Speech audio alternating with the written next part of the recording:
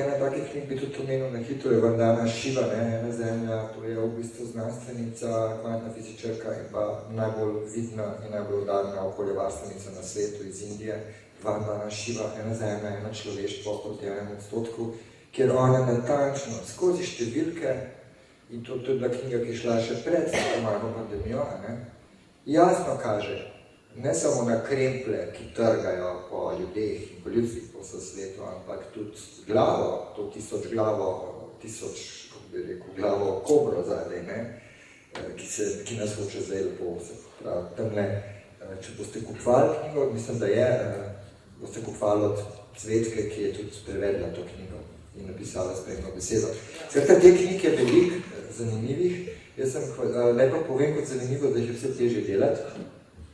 Papir je vse težje dobiti, cene so se više, tako da mislim, najbrž ni teorija zelo tam pokares. Vse, kar je neodvisno od digitalnega, oni ne morejo namreč nadzirati, kdaj mi beremo, koliko beremo in še sploh pa ne, kako smo razumeli, to tlečano ni dovoljeno.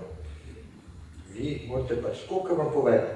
Prijateljica iz New Yorka, ki je usposabljala osebje, ne samo na Popteri slovenskem, ampak tudi na češkem, polskem, je rekla, da je bila to vojska akcije z temi usposabljati. Ker tukaj je šlo za interese, ki so velikanski. Kako so oni lahko v zadnjih 2 letih podvojili, torej najbogatejši svoje premoženje? To ni nobeno naključje.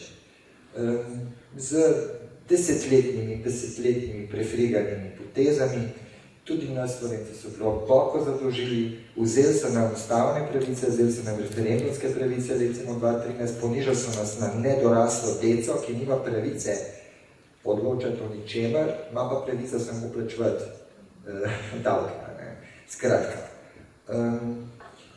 bi omenil to knjigo. Ta krasni nori svet, to je knjiga Patra Karla Gržana, ki mi je tudi žal, da ga danes ni tukaj, tako kot tudi mi je žal, da ni profesora dr. Draža Težka, s katerim smo tudi 2 knjigi ustvarjali, ker je izreden borec, boj za zakonitost in ustavnost je dana knjiga.